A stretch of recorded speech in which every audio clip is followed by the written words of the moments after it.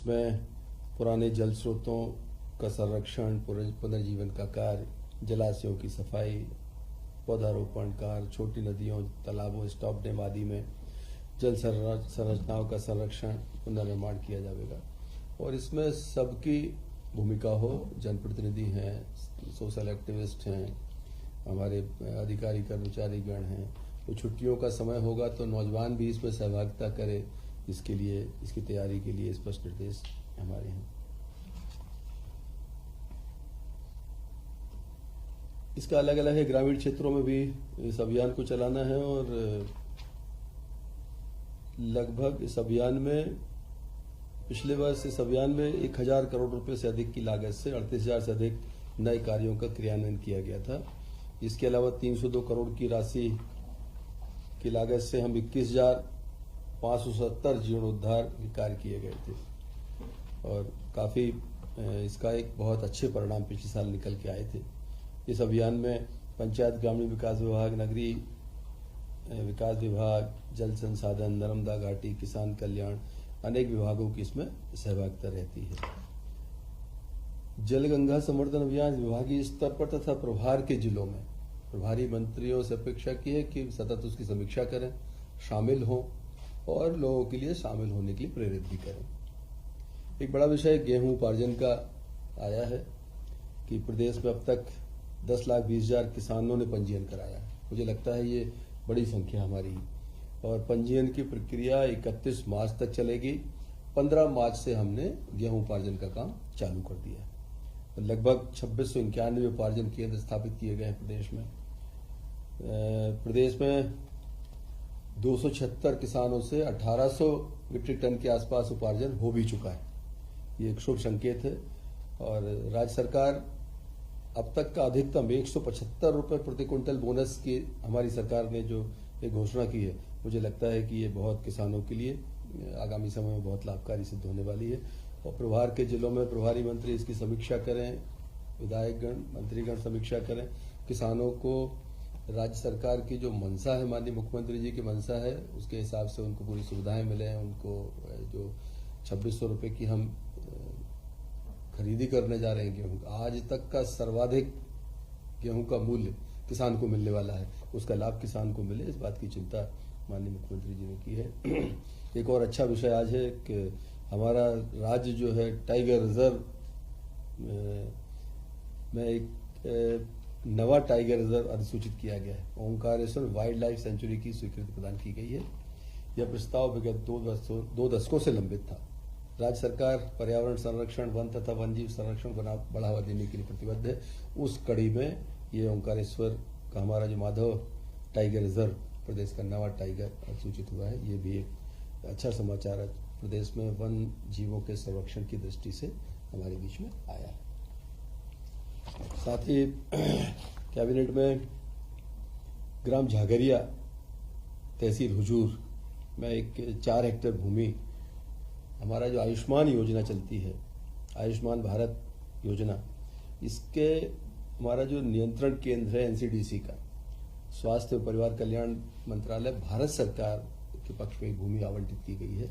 इसमें हमारा एक यहाँ पर केंद्र स्थापित करेंगे वो, जिससे इस निःशुल्क प्रव्याजी 1 रुपये वार्षिक भूभाटक पर स्थायी पट्टे पर आवंटित की गई जमीन, इससे हमारा एक एनसीडीसी का केंद्र यहाँ स्थापित होगा। और खास करके आयुष्मान भारत अभी तक हमारे जो गरीब वर्गों में लागू होता था, खासकर बाद में प्रधानमंत्री जी घोषणा के अनुसार 70 वर्ष से ऊपर की सारी आबादी को इसमें शामिल किया गया। तो एक बड़ी महत्वपूर्ण हमारी एक योजना है। उसका एक कार्यालय 12 राज्यों में शायद पहले स्थापित हो चुका है, 8 राज्यों में। हमारा 9वां राज्य है जो इसको स्थापित, केंद्र को स्थापित करने जा रहा है। उसके लिए 4 हेक्टेयर भूमि राज्य सरकार ने आवंटित की है। और इसमें इसकी शाखाओं को एक दूसरे से और एनसीडीसी मुख्यालय के साथ भी जोड़ा जाएगा। मुझे लगता है एक बेहतर मॉनिटरिंग के लिए एक बड़ा सेंटर हमारे यहाँ डलेगा और जो डायग्नोस्टिक सुविधाओं को उन्नत किया जाएगा, उन उन्नत सुविधाओं से सुसज्जित भी किया जाएगा। कई चीज़ों पर इस केंद्र के माध्यम से जो है हम इसकी बेहतर सेवाओं को और बेहतर कर सकेंगे। ये बड़ी उपलब्धि मध्य प्रदेश के लिए आज कैबिनेट में आपको बताने के लिए थी। और अविरल निर्मल नर्मदा, ये बड़ा एक सरकार का संकल्प भी है। और नर्मदा समग्र को लेके माननीय मुख्यमंत्री जी की बड़ी एक हमेशा उनका रहता है उनके मन में कि हमारा जो नदियां हैं, धार्मिक स्थान हैं, जो हमारी एक संस्कृति को संरक्षित और संधारित करने की उनकी जो एक मंशा है, उसमें एक आज एक मील का पत्थर साबित होने वाला है कि वन विभाग के माध्यम से एक अविरल नर्मदा निर्मल नर्मदा कैंपा फंड के माध्यम से 24-25 में से 31-32 तक ये योजना जो है अगले 7 साल चलेगी। 124 करोड़ के आसपास इसका अनुमानित व्यय है। वन विभाग इसकी नोडल डिपार्टमेंट है और नर्मदा नदी के 10 किलोमीटर की सीमा क्षेत्र में इसको इसका क्रियान्वयन होगा और किसी निजी भूमि का उपयोग नहीं होगा। वन भूमि जो है शासकीय भूमि है, उसमें इस योजना का क्रियान्वयन करेंगे। वन विभाग इसकी देखरेख करेगा और 12 वन मंडलों के 95 वन कक्षों में 5600 हेक्टेयर वन क्षेत्र में पौधारोपण किया जाएगा। ये एक मेजर प्रोजेक्ट है जो सरकार ने आज टेक ओवर किया है। 7 वर्षों में जैसा मैंने बताया कि 124.46 करोड़ रुपए से व्यय होना है और वित्त विभाग द्वारा संक्षेपिका पर शर्त के साथ सहमति व्यक्त की गई है कि प्रस्तावित योजना अंतर्गत संपूर्ण व्यय कैंपा फंड जाएगा।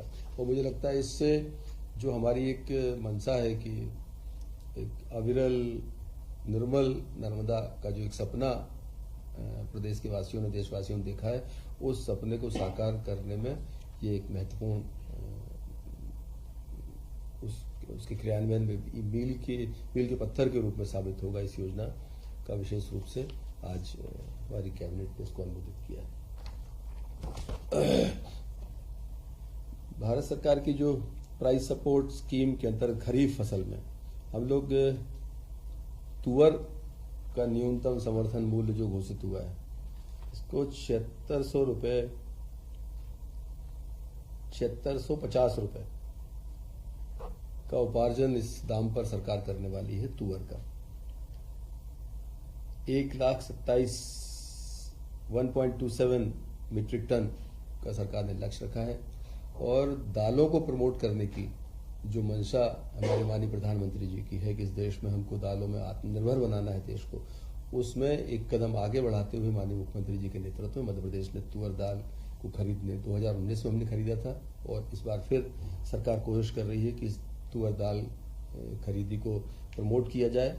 और ये मुझे लगता है कि तुअर दाल उत्पादक किसान जो हैं उनके लिए एक बहुत बड़ी खुशखबरी है कि सरकार वो खरीदेगी और अच्छे दामों पर खरीदेगी। लगभग 7,500 रुपये प्रति क्विंटल के दाम किसान के लिए बहुत अच्छे दाम हैं और इससे आगामी समय में दालों के प्रोत्साहन के लिए एक बड़ी आज राज्य सरकार की जो एक किसानों के लिए लाभकारी योजना प्रदान की गई। एक मुख्यमंत्री पशुपालन विकास योजना है, ये 24-25 योजना जो चल रही हमारी उसका अनुमोदन आज किया गया है कि चारा उत्पादन कार्यक्रम है, प्रदेश की मूल गौवंशीय नस्ल और भारतीय उन्नत नस्ल दुधारू गायों हेतु पुरस्कार कार्यक्रम है, मुख्यमंत्री दुधारू पशु प्रदाय कार्यक्रम है, पशुपालकों को योजनाओं की जानकारी प्रदान करने के लिए एक उन्मुखीकरण हेतु 24-25 की विभागीय प्रस्ताव पर स्वीकृति प्रदान की गई है। लगभग 191 करोड़ की राशि इस पर व्यय की जाना है। ये मूल रूप से हमारे 24-25 के वित्तीय वर्ष के लिए इस योजना को पशुपालन एवं डेयरी विभाग द्वारा जो आया था इसमें उसको विभाग आज कैबिनेट ने अप्रूवल किया है। एक हमारा विमुक्त घुमंतु और अर्ध घुमंतु कल्याण विभाग की तरफ से समेकित विकास सर्वेक्षण के अंतर्गत विमुक्त घुमंतु अर्ध घुमंतु समुदाय के परिवारों का विभागीय समर्थ पोर्टल पर चिन्हांकन उपरांत पंजीयन हेतु एक सैद्धांतिक सहमति की। ऐसे परिवार उनको पोर्टल के ऊपर पहले उनको हम चिन्हित करें, फिर उनको पंजीकरण करने की एक व्यवस्था मध्य प्रदेश में लागू की गई है और इससे जो ये समुदाय हैं हमारे, इन समुदायों के सर्वेक्षण का कार्य किया जाएगा। साथ ही एक मोबाइल ऐप तैयार किया जाकर डाटा टेस्टिंग का काम जो अभी पूरा हो गया है उसको और आगे बढ़ाने की प्रक्रिया है। डाटाबेस के आधार वर्तमान आजीविका के साथ उनके पास उपलब्ध संसाधनों का युक्त उपयोग से रोजगार सृजन की दिशा में जो व्यक्ति मूलक एवं स्वयं सहायता समूह बनाकर रोजगार स्थापित कर आत्मनिर्भर भारत बनाना है, उस दिशा में ये हमारा विमुक्त घुमंतु अर्ध घुमंतु कल्याण विभाग के द्वारा इस वर्ग के लिए ये योजना को भी अनुमोदन आज कैबिनेट ने अपनी स्वीकृति प्रदान की है। एक हमारा मध्य प्रदेश में निवेश के क्षेत्र में विकास प्रबंध योजना के अंतर्गत Indore Pithampur financial economic corridor योजना क्षेत्र में आपसी सहमति के आधार पर भूअर्जन की कार्यवाही में एक आंशिक संशोधन के साथ एक प्रस्ताव आया था, उसको कैबिनेट ने मंजूरी दी है। और एक ऐसी योजना जो किसानों के हित में किसानों के साथ समन्वय स्थापित करके इसको आगे बढ़ाने का है कि भूमि का मुआवजा जो है स्वरूप योजना अंतर्गत आवंटन योग्य क्षेत्रफल का 60% तक भूधारकों को उनसे ली गई भूमि के समानुपातिक रूप से प्रदाय करना है। इसमें इंदौर के 9 तथा पीथमपुर के 8 गांवों की भूमियां इसमें समाविष्ट हैं, जिनका कुल रकबा लगभग 1290 हेक्टेयर के आसपास है। पीथमपुर औद्योगिक क्षेत्र आगरा मुंबई राष्ट्रीय राजमार्ग को एयरपोर्ट से सीधे कनेक्टिविटी प्रदान करने के लिए मुझे लगता है एक बड़ी स्कीम ये है। और इस उद्देश्य से 75 मीटर चौड़े लगभग 19.60 किलोमीटर मार्ग का इसमें निर्माण किया जाएगा। इस योजना क्षेत्र से 1290 हेक्टेयर में से लगभग 1000 हेक्टेयर से अधिक भूमि निजी स्वामित्व की है, शेष शासकीय भूमि है। और इससे पीथमपुर इंदौर और एयरपोर्ट की कनेक्टिविटी तो नजदीक होगी, इसकी दूरी भी घटेगी और किसानों के लिए एक रोजगार परक एक ऑफर उनके पास रहेगा और